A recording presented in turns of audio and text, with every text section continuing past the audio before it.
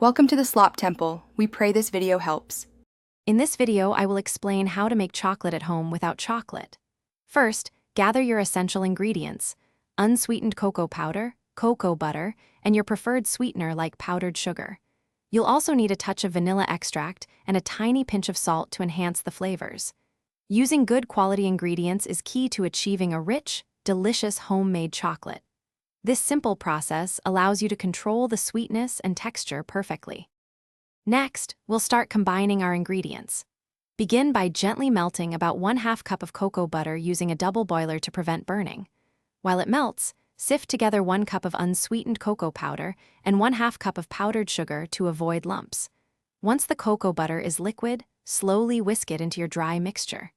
Continue stirring until you achieve a smooth, consistent chocolate paste, ensuring everything is well incorporated. Now it's time to add the finishing touches to your chocolate. Stir in 1 teaspoon of vanilla extract and a small pinch of salt to deepen the flavor profile. Once thoroughly mixed, carefully pour the warm chocolate mixture into your chosen silicone molds or a parchment-lined pan. Place the molds in the refrigerator for at least 2 hours or until the chocolate is completely firm and ready to enjoy. This chilling process is crucial for a perfect snap. Finally, your homemade chocolate is ready.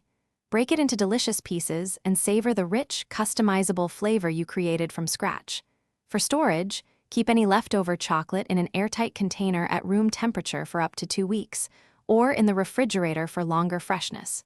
Remember, this process gives you full control over ingredients, making it a healthier and more satisfying treat. Also, be sure to check the description below for a link to some amazing darn tough socks and other great deals. Thanks for watching. Consider subscribing if we helped you.